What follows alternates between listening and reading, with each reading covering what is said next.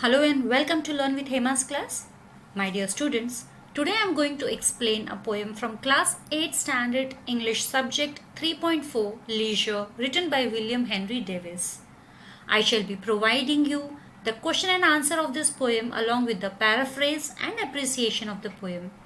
But before we go ahead, one small thing which I always ask you is hit on the like button and subscribe to my channel if you are new to it so that you can stay updated with all my latest videos and share with your friends as well. So let's start. Leisure. What do you mean by leisure? Leisure का मतलब क्या है? Leisure मतलब free time. Leisure means free time. जब कोई इंसान कुछ भी काम नहीं करता है, खाली बैठा रहता है, तो उसे कहते हैं फ्री टाइम, कि खाली बैठे हैं. That is called leisure. और ये टाइम होता है जब हम अपने आप को बिल्कुल फ्री महसूस करते हैं और हर कोई चीज ऐसी कर सकते हैं जिससे हमें खुशी मिलती हो. That we become happy due to that. The poet through this poem have made us realize that how today we are leading a life which is full of cares and worries, and in the stressful life we avoid the nature which is soothing. We don't have any free time to observe the beautiful nature around us and feel the magical relaxing therapy which nature provides to us. This poem tells us various small things that we miss out in our day-to-day life and thereby miss the real charm of life. We normally see people visiting hill stations during weekends. Why do they go there? They go there so that they get a break from their daily busy routine and feel relaxed among the natural environment. So this is what we are going to learn in leisure today, what the poet is trying to tell us. So let's start. What is this life if full of care? We have no time to stand and stare. Now here care means worries or the stress. During our life, in our life, daily work, when we are doing our daily work, daily routine work, there are many worries. For a child, there are worries such as our homework is remaining, we have to do the homework, and we have to prepare ourselves for the examinations. We have to complete the books, checking is there, submit the project. Many things are there for us at home and outside as a child. As an elderly people, we have our office works. As a teacher, I have my school work. As a mother, household work. As a father, office work. Many works are there. Many tensions are there day to day life. So what is this life if full of care? So if throughout the life, if we are having this tension, stress, then what is this life? It's of no good. We have no time to stand and stare. And in this life, this stressful life, we don't have time to stand and stare. That means we don't have time to relax, to feel relaxed. No time to stand beneath the boughs. Boughs over here means the branches of the tree. In the poem itself, you can see the boy over here is standing under a tree, under the branch of a tree. You can see the branch. No time to stand beneath the boughs and stare as long as sheep or cows. You must have seen many a times that sheep or cows, they normally stand under the trees and they keep staring at one place. They stand, they do nothing, and they keep staring at particular thing. So we don't have that time so that we can stand relaxed under the tree and stare as long as we want, watch any beautiful thing around us, or watch birds flying here and there, or watch the sky, the sun moving, the clouds moving, or feel the wind. So we don't have that much time so that we can stare like sheep or cows. No time to see when woods we pass, when squirrels hide their nuts in grass. So this is a very simple thing which the poet over here is trying to say, that whenever we travel through a particular place, we should observe around us. The meaning of this is, no time to see when woods we pass, where squirrels hide their nuts in grass. So meaning of these two lines is basically whenever we pass through a wood, that is a forest. Now woods over here means the forest. So whenever we pass through a forest, we don't have even this much time to see that the squirrels are hiding their nuts in the grass. So we don't even see them where they are hiding.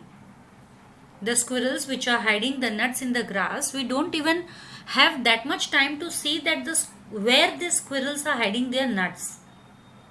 So the poet simply tries to tell us that whenever we travel, we should observe around us. We should see around us. Nowadays, this is a common thing I have seen among all the people.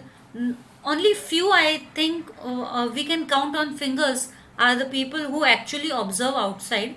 But I normally see that there are people, maybe children or maybe elder, whoever they are, whenever they travel, they are simply sitting either in their mobile phones or sleeping or playing games or something. They do not observe outside what is happening around, what kind of roads are there, what kind of shops are there, what kinds of sceneries, beauties are there, animals, people, the culture. They don't have time to watch all these things. So this poem has really a very deep meaning in it. No time to see in broad daylight, streams full of stars like skies at night. Now these two lines, the beauty of nature, the poet over here is trying to tell us the beauty of nature. We don't have time to watch this beauty of nature even in broad daylight. So in the night, how the sky is full of stars, in the same way in the daytime when the rivers or streams flow, it shines, it sparkles in the daylight, in the sun's light. It sparkles brightly like stars in the sky at night. So we don't have time to see these stars also.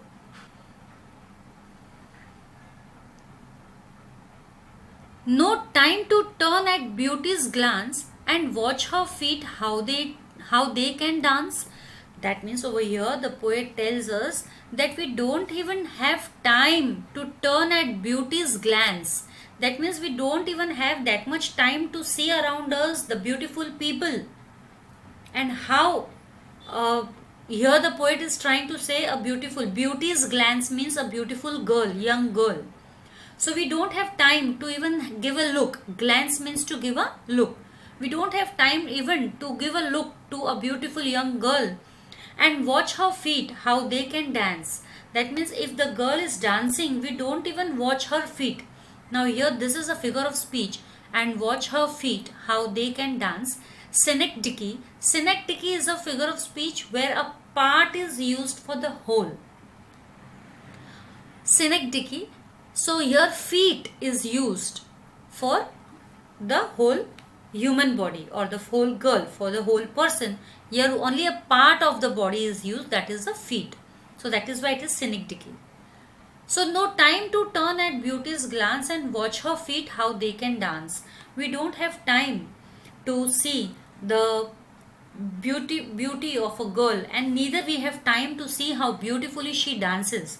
That means we don't have time to see around us that there are many beautiful people around us, and we don't have time for that.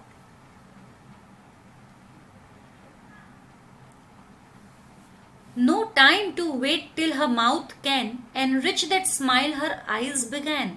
So here it's a very deep meaning. Again it says that the people nowadays don't have time to wait that suppose if a bud is there on a plant, on a flower plant, a bud has come and the bud is about to bloom into a flower, but we don't have that much of time to see whether the bud has come.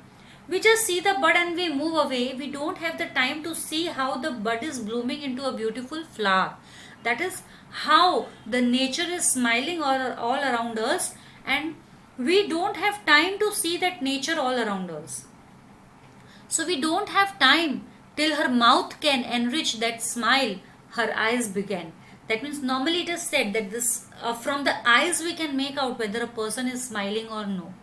So from the eyes the smile reaches the face, lips, from the eyes. So we don't have even this much time that smile we can see from her eyes to her face. A poor life this is, if full of care. So this is really a very poor life if it is full of care. We have no time to stand and stare, and actually we don't have time to stand and stare. So such kind of a life is really very poor, very pitiful life where we cannot enjoy the real beauty around us.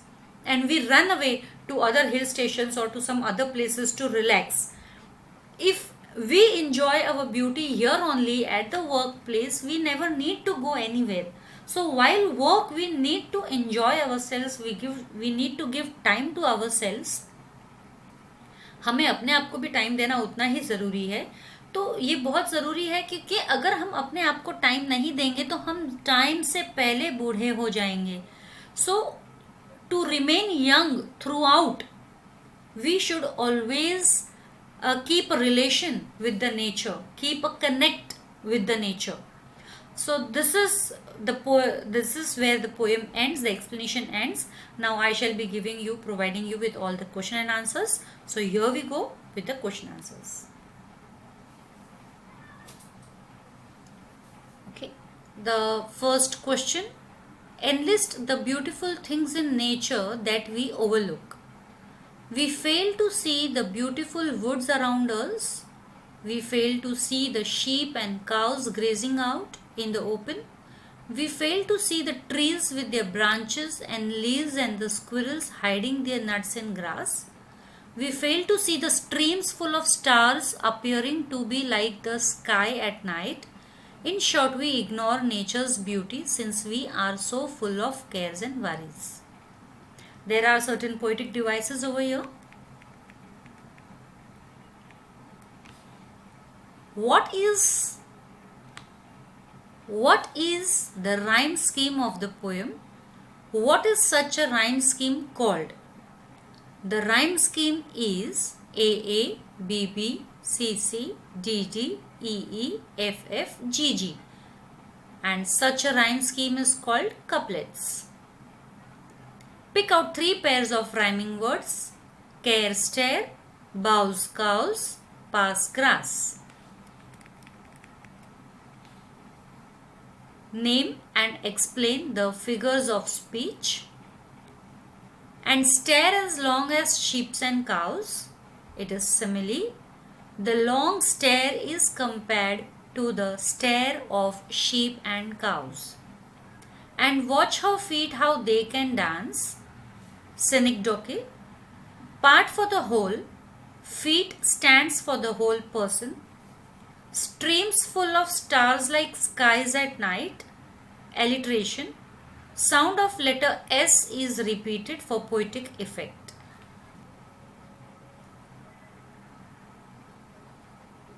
What does the poet want us to stare at and gain from it?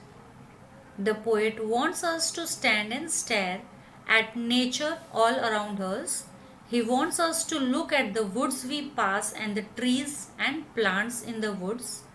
He wants us to look at the animals in the woods and learn from them about hiding their food. He wants us to look up at the sky and admire its beauty. We can gain so much of information from nature around us, but we have no time to spare.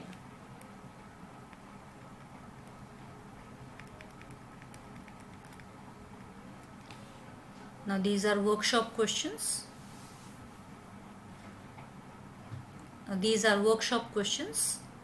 Say where.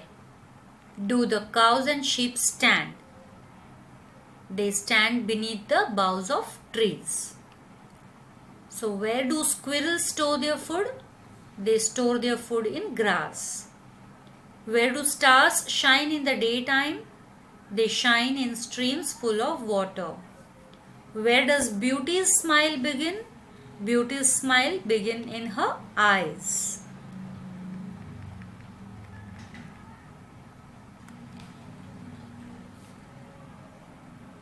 Think and answer in your own words.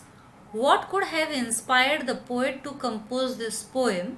Do you think it relates to our present day life? Defend your choice. The poet must have seen people rushing about their duties from morning till dusk.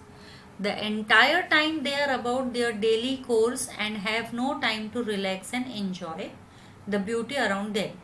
This fact must have inspired the poet to write this poem.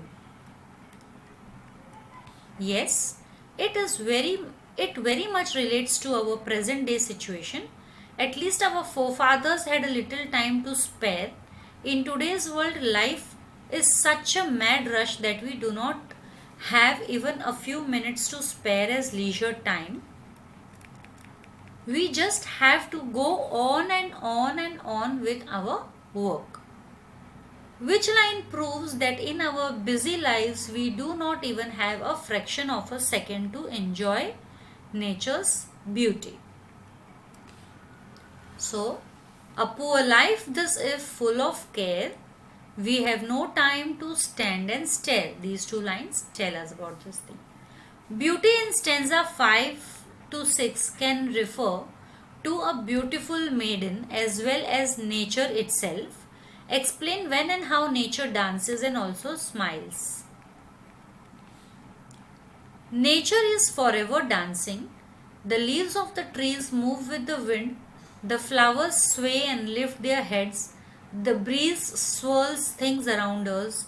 Nature is not stationary. There is some movement or the other in the clouds and even in the sun and the moon and other heavenly bodies. When the sky is clear, there is no storm. Then nature smiles. Everything is peaceful, calm and beautiful. This shows that nature is smiling. Nature is happy. Hence she smiles.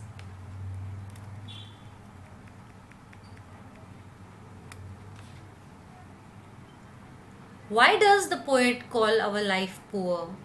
Here, poor does not refer to not having money. Here, the word poor refers to not having leisure time. Our lives have no meaning. We cannot pursue other activities or our hobbies because we have no leisure time. The entire time we are rushing about our work and our duties. We have become morons in our life. Hence, the poet calls our life poor.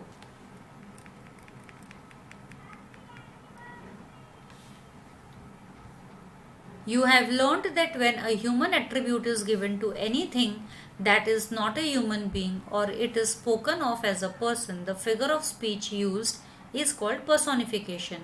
So pick out two examples of personification from the poem. And watch her feet, how they can dance. So watch, this is a human attribute, human activity. And watch her feet, how they can dance. No time to wait till her mouth can enrich that smile her eyes begin. So we are talking about here about nature and therefore it is personification. Pick out from the poem two examples of each of the following figures of speech. So we want now alliteration, simile and metaphor. So for alliteration, we have no time to stand and stare. Streams full of stars like skies at night. Simile, streams full of stars like skies at night and stairs as long as sheep and cows. These figures of speech you can also go through my video of figures of speech and there you can understand all these figures of speech with ample examples. Metaphor, no time to turn at beauty's glance and watch her feet how they can dance. So these are the two examples of metaphor, simile and alliteration. The poet opens his poem with a question. Is the question asked to receive some answer? No. It is a question used to emphasize and stress upon the fact that modern man has no time to enrich his life from nature. Such a device used by poets falls under the figure of speech called interrogation or rhetorical question. Refer to the poem The Pilgrim and find examples of interrogation. In the poem The Pilgrim, examples of rhetorical question are: why waste your time in building here? Why build ye here at eventide? So these are the two questions used as rhetorical questions from the Pilgrim poem. Say where the images from nature given in the poem exist. Air, land or water. So beneath the boughs is land. Squirrel hide nuts in grass is again land. Streams in daytime is water. Star skies at night, air. Now paraphrase of the poem. The poet William Henry Davies has written the poem Leisure to show us how we do not have any time to spend enjoying the beauty of nature. Our lives are full of care, as a result of which we have no time to stand and look at nature around us. We have no time to stand beneath the branches and stare around like the sheep and cattle do. We have no time to see the squirrels hiding their nuts in the grass. We have no time to see the rippling streams appearing to have stars in them. We do not have any time to see beauty around us in nature. If our lives go on like this, then it means we are living poor lives. Now we shall start with the appreciation, where these are the points which we have to include: title, theme or central idea. So title and poet comes together, theme and central idea, then rhyming scheme, special features, figures of speech, favorite lines, and why I like or dislike the poem. So let's start. It's a paragraph format. The poem Leisure is a beautiful poem. This poem is written by the famous poet William Henry Davies. The poet wants us to realize that this life we are living is a poor life, since we are not giving ourselves time to look around us and enjoy the beauty of nature. Our lives have become monotonous. This is actually a sonnet. It is made up of 14 lines written in the form of couplets. The rhyme scheme is A, B, B, C, C, D, D, E, E, F, F, G, G. The poet has made use of several figures of speech. He has used simile, metaphor, personification, alliteration and rhetorical questions. We have no time to stand and stare, its alliteration.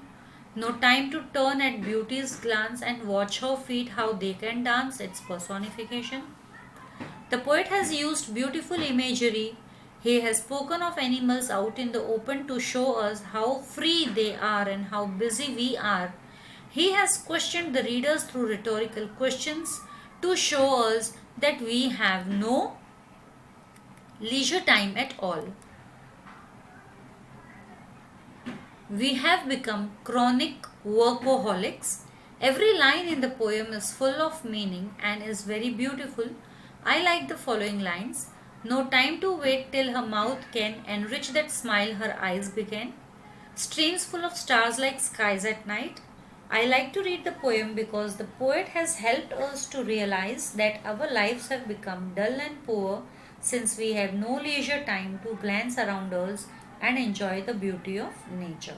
So here we end the chapter with the explanation as well as the question and answers. So we'll soon meet in our next video. Till then, stay safe, stay secure. Thank you.